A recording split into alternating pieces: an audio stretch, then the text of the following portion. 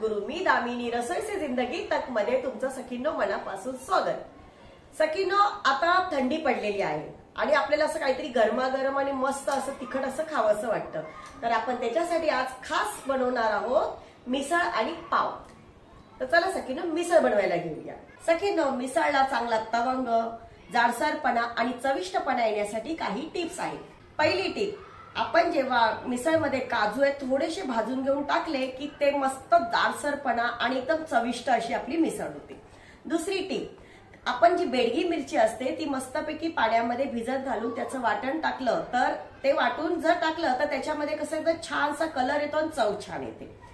तिसरी टीप, आपण एक काश्मीरी पावडर असते ती सुद्धा आपण घातली की त्याच्याने पण एक तवंग असा सुंदर छान येतो। आणि सगळ्यात महत्त्वाची टीप म्हणजे चण्याचं पीठ आहे ते आपण 2 चमचे चण्याचं पीठ जेव्हा आपण कांदा टोमॅटो परततो त्याच्यामध्ये घातली तर एक सुंदरसा एक खरपूस असा त्याच्यात वास येतो, छान चविष्ट होते आणि घट्टपणा असा दाटसरपणा येतो। तर आपण आता साहित्य बघूया। ही आहे काश्मीरी लाल पावडर, कारण ह्याच्यामुळे कलर खूप छान येतो, चव पण छान लागते। ही आहे बेडगी मिरची मी भिजवलेली, याच्याने कलर छान येतो, चव छान लागते। आणि आपण काजू घेतलेले आहेत। हा आपला घरगुती मसाला आहे, हा मिसळचा मसाला आहे जो आपण मिसळ करणार त्याच्यासाठी। हे मीठ, अद्रक लसूण पेस्ट, लिंबू, कोथिंबीर, थोडंसं चण्याचं पीठ आपण 2 चमचे घेणार आहोत।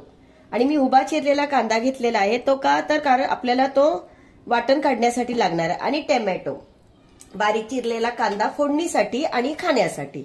आणि सर्वात महत्वाचं म्हणजे आपल्याला मटकी, आपण मटकी घेतलेली आहे आणि आपल्याला पाव लागणार आहेत। आपण करत आहोत मिसळ पाव। आपण सर्वप्रथम काय करूया, आपल्याला जे वाटण लागणार आहे ते सर्व आपण मस्तपैकी तेलामध्ये भाजून घेऊया। आपण 1 चमचा तेल घालून घेऊया, त्याच्यामध्ये हा उभा चिरलेला कांदा, कांदा मस्तपैकी असा लालसर परतून घेऊया आपण। कांदा मस्तपैकी आपला लालसर भाजलेला आहे। आता त्याच्यामध्ये आपण काजू घेऊया। काजू टाकल्यामुळे ना जाडसरपणा येतो आणि टेस्ट खूप छान येते, म्हणून आपण काजू घालत आहोत। आता आपण थोडेसे टोमॅटो घालूया। आपण थोडेसे टोमॅटो याच्यामध्ये घालून घेतलेले आहेत परतण्यासाठी, वाटण्यासाठी, आणि थोडेसे आपण फोडणीला देणार आहोत। आता आपलं भाजून झालेलं आहे छानपैकी, आपण थंड करण्यासाठी हे ठेवूया।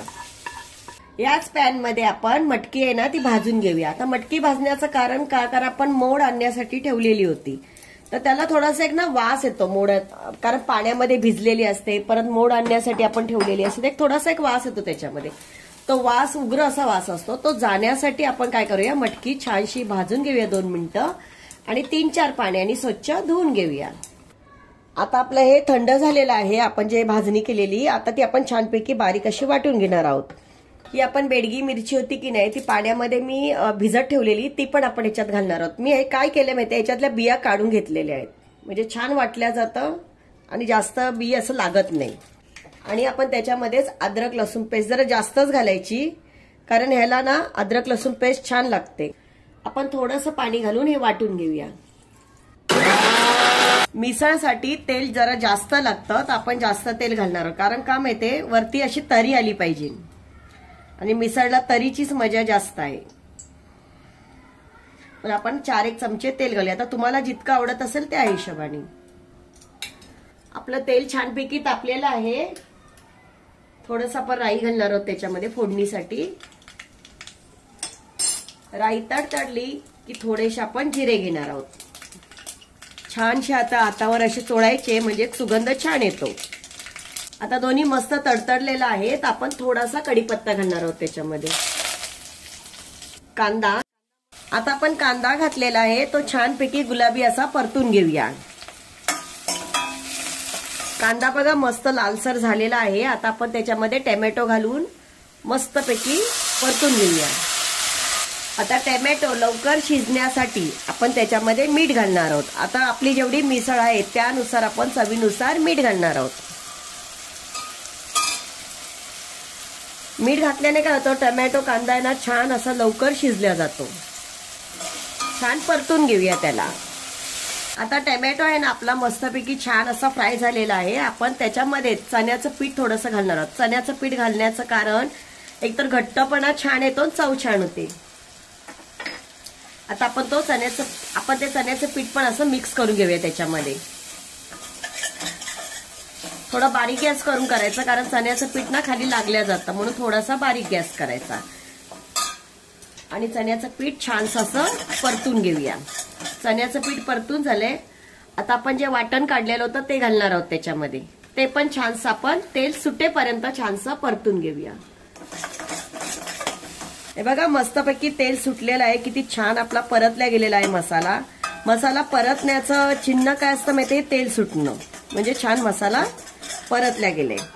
आता आपण त्याच्यामध्ये ही काश्मीरी पावडर घालणार आहोत. त्याच्याने कलर खूप छान येतो आणि मिसळला कसा कलर आला पाहिजे छान लालसर असा. त्याच्यामध्ये आपला घरगुती मसाला. आता तुम्हाला किती तिखट हवं त्या हिशोबाने. पण जरा मिसळ आणि पाव आपण जेव्हा खातो तेव्हा काय होतं, पाव जरा गोड असतात, मग मिसळ कशी जरा तिखट पाहिजे, ती चव आली पाहिजे की नाही, म्हणून आपण तिखट मसाला जास्त घालणार आहोत. आहे मिसळ मसाला.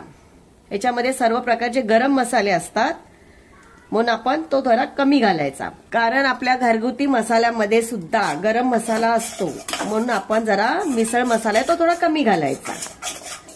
आता आपण सर्व प्रकारचे मसाले घालून छानपैकी परतून घेतलेले आहे. तर आपण आता ही मटकी बघा मस्तपैकी 3-4 पाण्याने स्वच्छ धुवून नितळून घेतलेली आहे. आता आपण ती याच्यामध्ये घालूया आणि छानशी 2 मिनिटं परतून घेऊया. आता ही छानशी परतून झालेली आहे. आता आपल्याला किती पातळ लागते त्या हिशोबाने आपण पाणी घालणार. पण मिसळ ही शक्यतो पातळच करावी, जास्त घट्ट नाही किंवा जास्त पातळ पण नाही, त्या हिशोबाने करायची. आता आपण हे पाणी आहे मिक्सर मधलं तेच घालून घेणार आहोत. आता बघा, आता मटकी शिजायला पण थोडं पाणी लागणार ना, म्हणून आपण जास्तच पाणी घालतोय थोडं. आणि मग शिजल्यानंतर ते व्यवस्थित असं जास्त घट्ट पण नाही जास्त पातळ पण नाही, या हिशोबाने आपण करायची. आता आपल्याला मटकी शिजण्यासाठी, ही मिसळ शिजण्यासाठी 10 ते 15 मिनिटं लागतील. आता आपण याला शिजण्यासाठी ठेवूया. एक 10 ते 15 मिनिटं शिजू दे. सखींनो, आता आपली मिसळ तयार झाली आहे की नाही ते आपण आता बघूया. तर चला, तर आता आपण आपली मिसळ बघूया.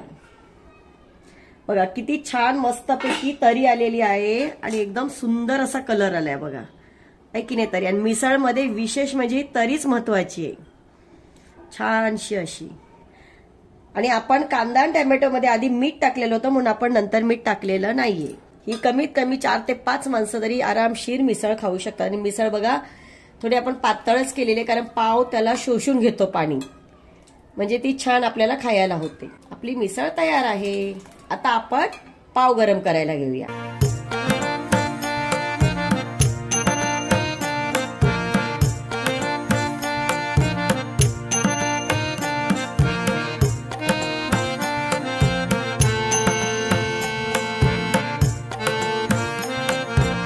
सखींनो, आपला मिसळ आणि पाव तयार आहे.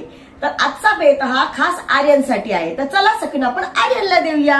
ही बघ तुझी फेवरेट अशी मिसळ झालेली आहे, खा आणि मला सांग.